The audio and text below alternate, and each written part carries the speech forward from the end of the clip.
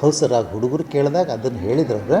But usually ಏನಿದೆ ಅಂತಂದರೆ ಯಾವ ಹುಡುಗರಾದರೂ ಇಲ್ಲಿ ಈ ಕಾಲೇಜ್ವರೆಗೆ ಏನು ಬರ್ತಾರಲ್ಲ, ಬಂದಮೇಲೆ ಈವನ್ ಏನದು ಕಾಲೇಜ್ ಯೂನಿಫಾರ್ಮ್ನಲ್ಲೇ ಕಂಟಿನ್ಯೂ ಆಗ್ತಾರೆ ಅವ್ರು ಕ್ಲಾಸಿಗೆಲ್ಲ ಕುಂದಿರ್ತಾರೆ ಹಂಗೆ.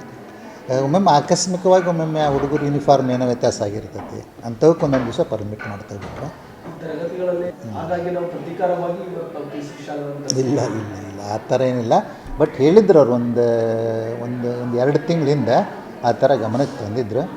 ನಾವೆಲ್ಲ ಹುಡುಗರು ಇದನ್ನು ಮಾಡಿದಾಗ ಯಾರೂ ಆ ಥರ ಏನು ಬರಲಿಲ್ಲ. ಹುಡುಗರೆಲ್ಲ ಯೂನಿಫಾರ್ಮ್ನಾಗ ಬರ್ತಿದ್ರು.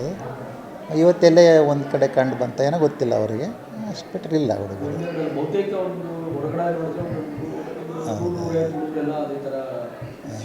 ಇದ್ದಾರೆ ಸರ. ಗೊಂದಲ ಏನಿಲ್ಲ ಸರ, ಹೇಳ್ತಾವೆ ಅವರಿಗೆ ಕನ್ವಿನ್ಸ್ ಮಾಡ್ತೀವಿ ಅಂತಂದರೆ. ಹೌದು ಹೌದು ಸರ್. ಈಗ ಆಲ್ರೆಡಿ ನಾವು ಸ್ಟಾಫ್ನವ್ರು ಮಾಡ್ತೇವೆ ಹುಡುಗರು ಡಿಸಿಪ್ಲಿನರಿ ಇದು ಮಾಡೋಕ್ಕೆ. ನಾವು ಆಗಾಗ ಮಾಡ್ತಿರ್ತೇವೆ. ನಾಳೆ ಕೂಡ ಒಂದು ಮೀಟಿಂಗ್ ಇದೆ ಅವರಿಗೆ.